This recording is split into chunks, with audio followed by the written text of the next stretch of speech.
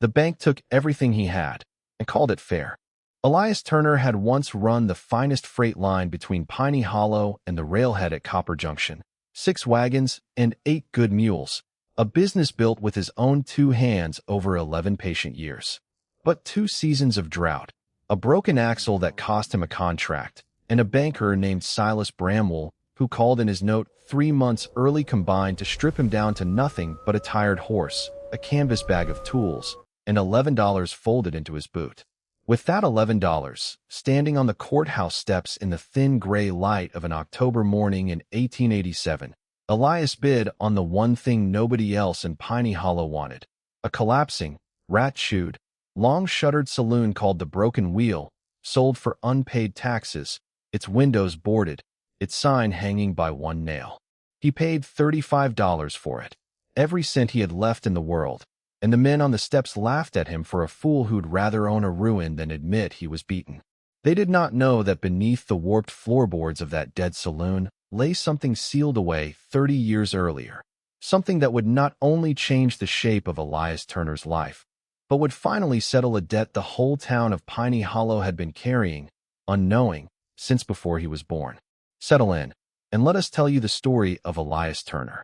If this is the kind of story that stays with you, quiet lives, hidden truths, and the slow arrival of justice, we'd be glad to have you stay a while and walk through it with us. Elias Turner had been raised on a modest homestead outside Independence, Missouri, the second of 4 children born to a Welsh ironworker named Owen Turner and a schoolteacher named Margaret, who between them had taught their son 2 things he never forgot: that a man's word was worth more than his money, and that any tool, any animal, any piece of land left broken and unwanted by others could usually be made useful again by someone willing to look closely and work patiently. Owen Turner had a saying, one Elias carried in his chest like a coal that never quite went cold: the world throws away what it hasn't learned to see the value in yet.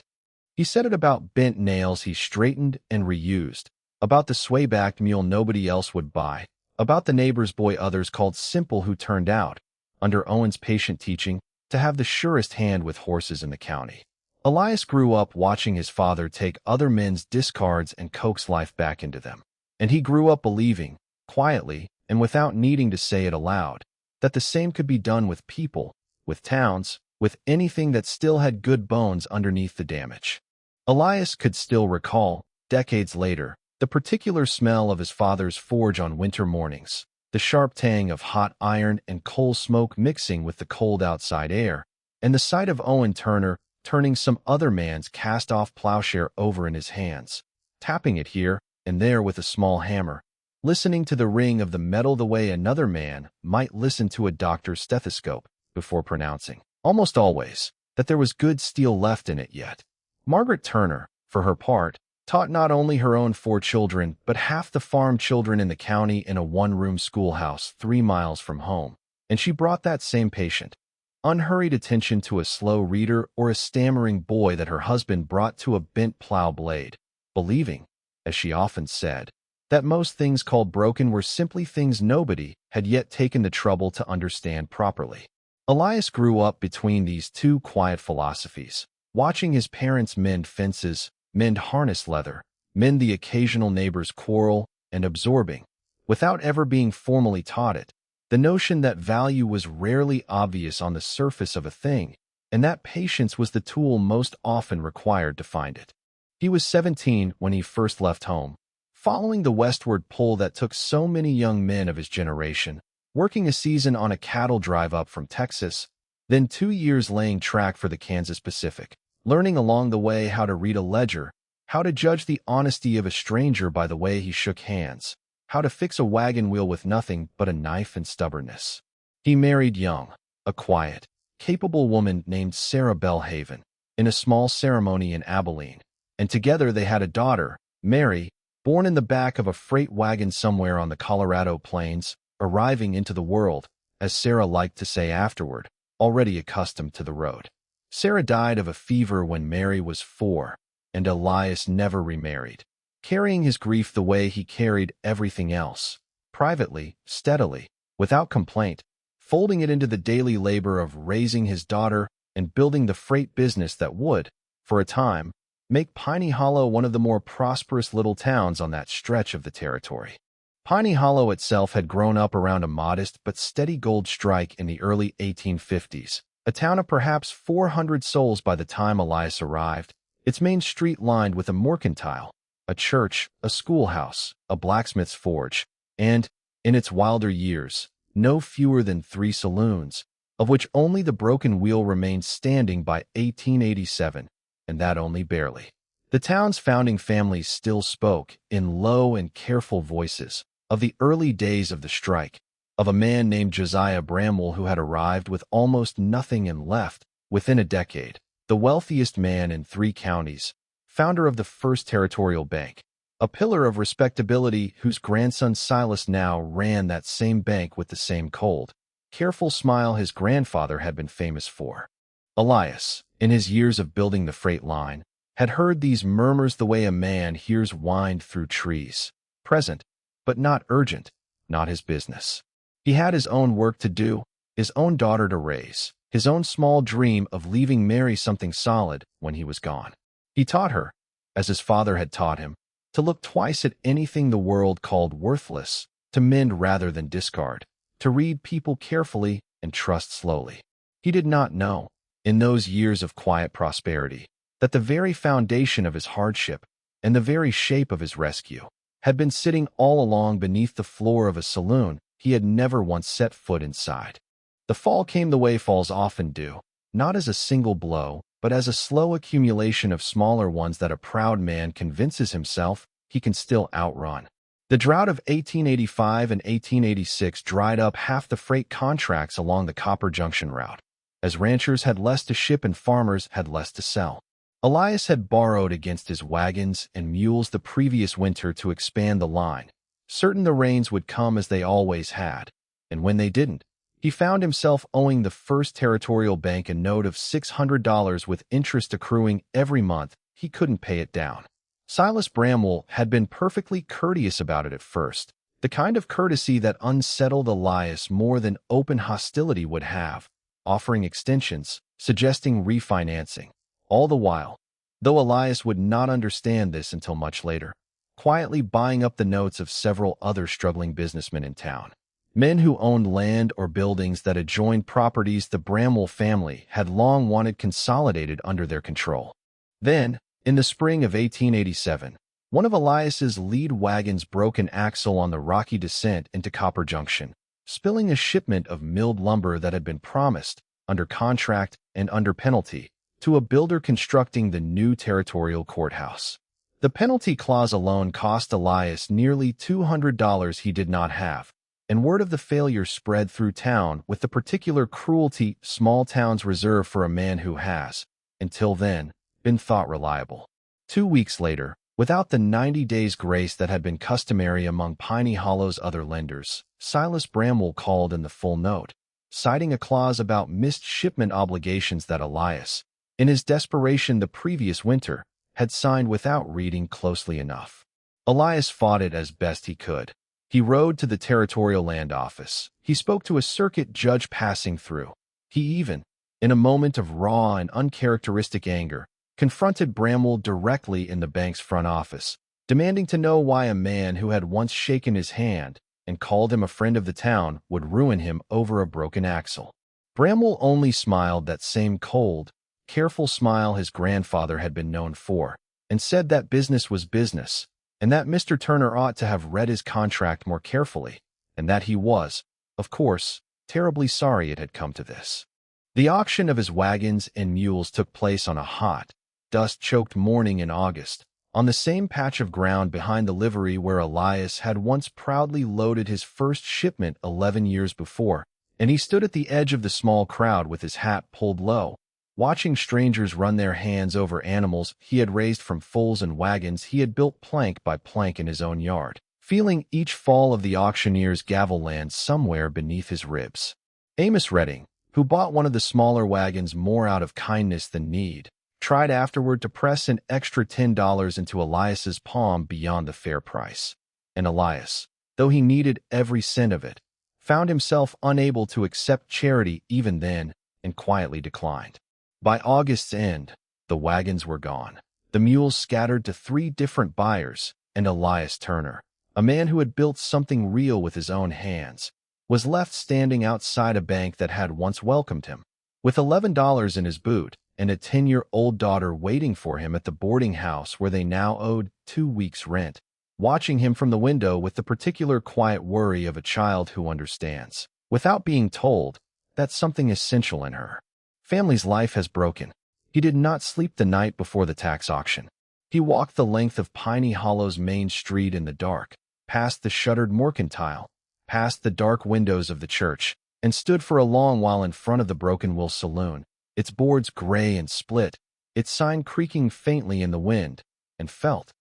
though he could not have explained why, even to himself, that there was something in that ruined building worth looking at twice. The auction the next morning was a small and shabby affair. 6 or 7 men gathered on the courthouse steps in the cold, most of them there for a stretch of grazing land being sold 2 lots down. When the auctioneer called the Broken Wheel, there was a long silence, a few low chuckles, a joke from someone in the back about buying ghosts along with the lumber. Elias raised his hand and said $30, more out of some stubborn refusal to let the building go for nothing than any real plan, and when nobody bid against him, the auctioneer, plainly relieved to be rid of it, let it go for $35. Silas Bramwell, standing near the courthouse door in his gray coat, watched the whole exchange with an expression Elias would remember later as unreadable, not amused, not concerned, simply watching, the way a man watches a card game he believes he has already won.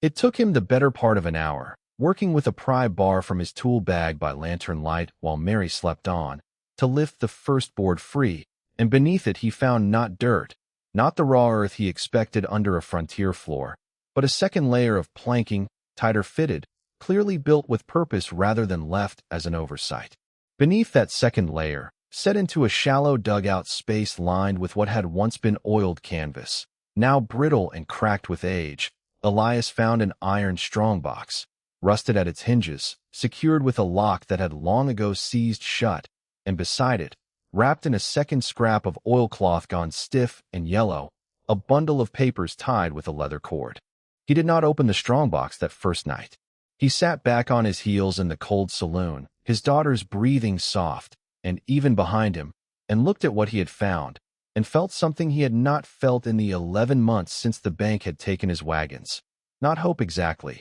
not yet, but the first faint stirring of a question worth staying awake for.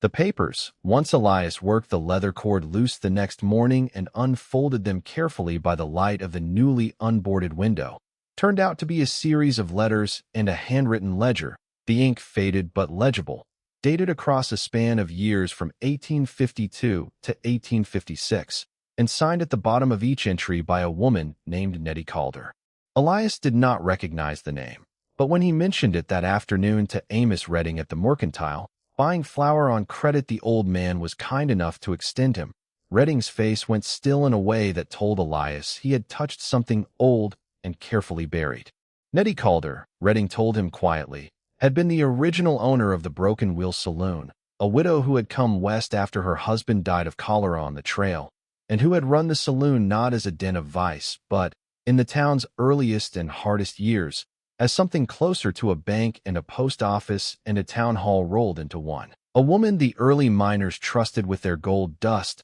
and their letters home and their disputes, because she kept honest books and never once, in all the years she ran that saloon, was known to cheat a man out of a dime.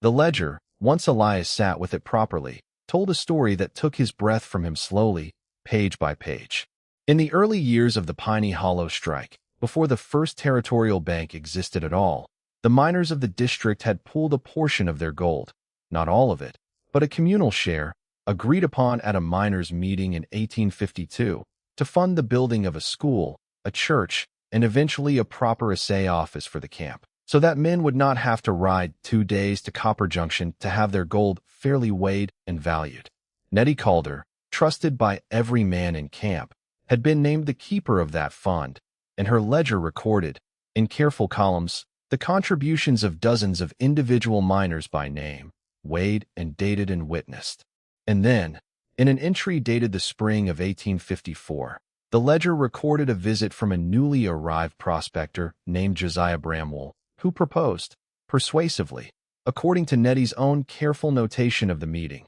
that the fund be placed under the management of a proper financial institution rather than kept, as he put it, in a woman's strongbox behind a bar. A vote was called. Bramwell's proposal carried, narrowly, and the fund, nearly $4,000 in gold, an extraordinary sum for that time and place, was transferred into Bramwell's keeping, to be held until the bank he intended to charter was properly established. The last several pages of the ledger, and the accompanying letters, told the rest in Nettie Calder's own increasingly urgent hand. The bank was chartered. The gold, according to Bramwell's public accounting, had somehow shrunk in the transfer, diminished by fees and expenses he never fully itemized, until the promised school and church and assay office were quietly abandoned as impractical, and the remaining funds were folded, without any public accounting at all, into the founding capital of the First Territorial Bank itself. Capital that Josiah Bramwell then used to buy up struggling claims and debts across the district, laying the foundation of the fortune his family had held ever since. Nettie Calder, in her last letter in the bundle, dated the autumn of 1856 and addressed to no one in particular, as though she meant it as testimony rather than correspondence, wrote that she had confronted Bramwell privately and been told, in words she copied down exactly, that the miners who contributed were mostly dead, moved on, or too poor now to make trouble, and that a woman running a saloon had no standing to accuse a bank president of anything at all. She wrote that she intended to keep her original ledger safe, hidden where no one would think to look, in the hope that someday someone honest would find it and see that the debt was paid. She died the following winter of pneumonia, the saloon passing through a string of indifferent owners over the following decades, none of whom, it seemed, had ever thought to lift the floorboards of the old backroom. The strongbox itself, when Elias finally worked its rusted lock loose with a cold chisel 2 days later, contained not gold. Whatever remained of the physical fund, if any had survived Bramwell's accounting at all, was long since gone, but something in some ways more valuable, the original signed and witnessed pledges of nearly 40 individual miners, several of whose family names Elias recognized immediately as still living in Piney Hollow, descendants of men who had, without ever knowing it, been quietly cheated of their founding contribution to a town they had helped build. There was also, folded at the very bottom of the box, a formal notarized document, drawn up by a circuit lawyer in Copper Junction and witnessed by 2 names Elias did not recognize, establishing that the Piney Hollow Miners Common Fund, as it was called, remained, under territorial law regarding held and trust community funds, the legal property of its contributors and their heirs until such time as it was properly disbursed for its stated public purpose, a document that, so far as the aging Copper Junction courthouse records would later confirm, had never been formally dissolved or transferred, only quietly forgotten. Elias sat for a long while that evening with the ledger open on the old walnut bar, Mary asleep in the back room, and understood, with a clarity that steadied something in his chest, that he was not looking at a treasure to be claimed, but at a debt to be honored, and that the man who owed it, and the family that had been living comfortably off the unpaid interest of it for 30 years, was the very same man who had just taken everything Elias owned in the name of a contract clause about a broken axle. Elias did not act rashly. He understood enough of how power worked in a small territorial town to know that walking into the First Territorial Bank waving a widow's decades-old ledger would accomplish nothing but his own quiet ruin. Silas Bramwell had the ear of the circuit judge, the friendship of the county sheriff, and the kind of respectability that made most men's word worth less than his own by default. So instead, over the following weeks, working quietly by lamplight in the evenings after Mary was asleep, Elias began the slower and more careful work of building a case that could not be dismissed. He rode out to visit Amos Redding and Widow Vantage and 3 other old-timers whose fathers' names appeared in Nettie Calder's ledger, and read each of them the relevant entries, watching their faces change as old family stories of a lost fund, spoken of bitterly and vaguely for 2 generations without any documentary proof, suddenly found their proof. He learned that Widow Constance Vantage was in fact Nettie Calder's own great-niece, the last living relative who had, as a girl, been told fragments of the story by her grandmother, fragments she had always half believed were exaggeration. Word travels in a small town the way water finds its way downhill, quietly and inevitably, and it was not many weeks before Silas Bramwell learned that the ruined saloon he had watched Elias Turner buy for $35 as a joke had produced something considerably more troublesome than rats and rotten lumber. Bramwell came to the Broken Wheel himself one gray afternoon in November, dressed as impeccably as ever, and made, in careful and reasonable-sounding language, an offer to purchase the saloon back from Elias for $200, an absurd sum for a building worth a tenth of that, an offer plainly meant to make the ledger and its contents disappear along with the deed. When Elias declined, politely but immovably, Bramwell's tone shifted, and he reminded Elias, not quite as a threat but close enough to one, that the bank held considerable influence in the territory, that old documents of uncertain provenance rarely held up in court against a respected institution, and that a man in Elias Turner's position, a man already once ruined by that same bank, might do well to consider how much worse things could still become for him and his daughter in a town where the Bramwell name carried weight in every office that mattered. The lamplight in the saloon that evening caught the fine gray wool of Bramwell's coat and the polished shine of his boots, and Elias, standing behind the same walnut bar Nettie Calder had once kept her honest books upon, found himself thinking that the man across from him had likely never in his life gone a single winter wondering whether there would be enough flour to see his family through it. Elias understood, listening to him, that Bramwell was afraid, that beneath the cold courtesy was a man who knew exactly what that ledger meant if it reached the right hands, and who was gambling that fear would do what courtesy had failed to. In the weeks that followed, that fear showed itself in smaller, meaner ways than open threats. A rumor reached Elias that the mercantile supplier in Copper Junction had been quietly discouraged from extending him further credit. A letter arrived, and signed, suggesting that a man with a young daughter to think of ought to consider his family's safety before stirring up old troubles best left buried. And twice, riding the road between Piney Hollow and Copper Junction to gather statements, Elias noticed the same rider trailing at a careful distance behind him, never approaching, never speaking, simply watching. None of it was enough to prove wrongdoing in any court, and all of it was enough to remind Elias exactly how much a man like Bramwell still had to lose, and how far he might go to keep from losing it. Elias also understood, watching Bramwell's carefully composed face, that his own father had been right all those years ago about tools and mules and men the world discarded too quickly, that Josiah Bramwell had counted, 30 years earlier, on a widow with a saloon having no standing, and his grandson was now counting on a ruined freighter with a rat-chewed building having no standing either. It was, Elias realized, the same trick played twice, and this time he did not intend to let it work. Rather than confront Bramwell directly again, Elias spent the following month building something no amount of Bramwell's influence could quietly dismiss. A public case, built in the open, where the whole town could witness it together. He wrote, with painstaking care, to the Territorial Land Office and to a circuit judge in Copper Junction known for his independence from local banking interests, enclosing careful copies of Nettie Calder's ledger and the notarized trust document, and requesting a formal hearing into the disposition of the Piney Hollow Miners' Common Fund. He gathered sworn statements from the descendants he had located, men and women who remembered their grandfather's bitter,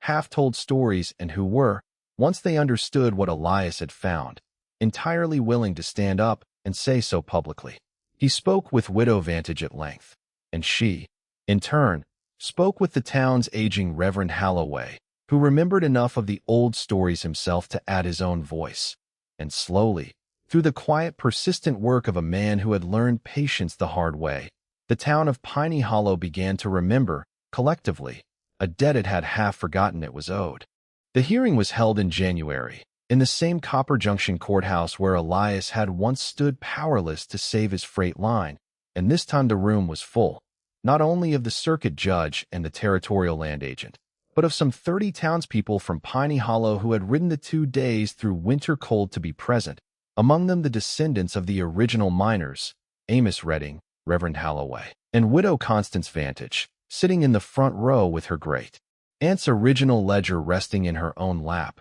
having asked, with quiet dignity, to be the one to present it to the court herself. Silas Bramwell arrived with his own lawyer, prepared to argue that the fund, whatever its original purpose, had long since been legally absorbed into the bank's founding capital and that any claim against it was decades past any reasonable statute of limitation. But the notarized trust document Elias had found in the strongbox proved to be the turning point the lawyer had not anticipated. A held in trust for stated public purpose designation, the judge explained after careful review, did not expire under territorial law simply because the trustee chose to ignore his obligations, and the burden fell not on the contributors to prove they had been wronged, but on the bank to prove the funds had ever been properly disbursed for the school, church, and assay office they were meant to build. No such proof existed, because none had ever been created.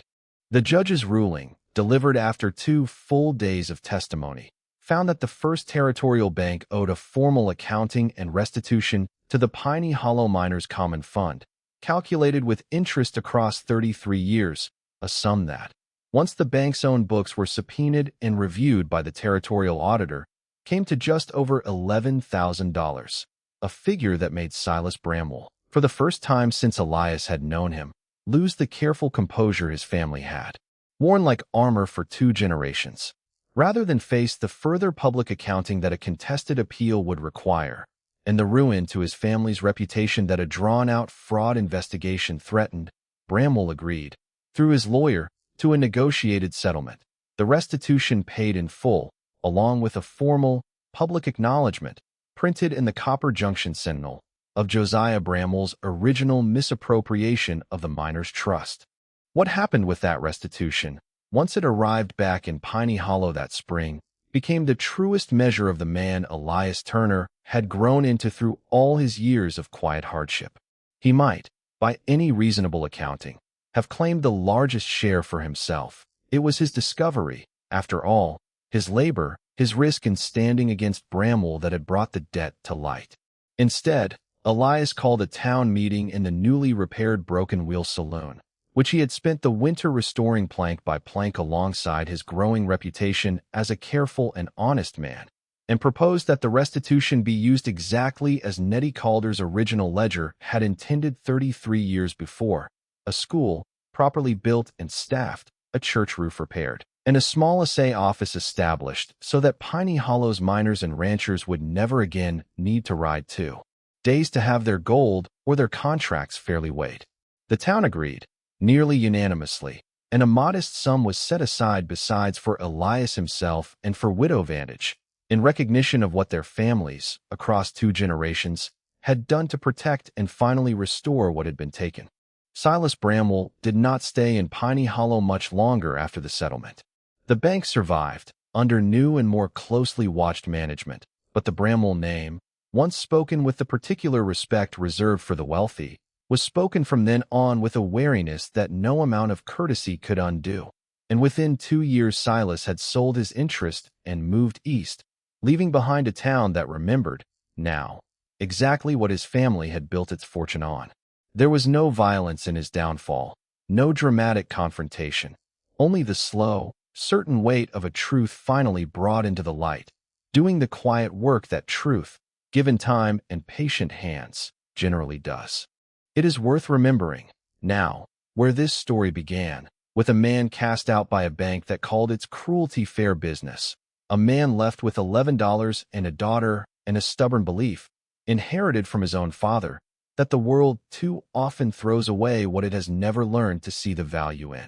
Elias Turner bought a ruined saloon for $35 because he could afford nothing else, and because some old instinct told him to look twice at what everyone else had already dismissed. What he found beneath those warped floorboards was not merely gold, though there had once been gold at the heart of it, but a debt owed and a woman's careful, patient hope that someone honest would someday find what she had hidden and finish what she had started. Elias did finish it,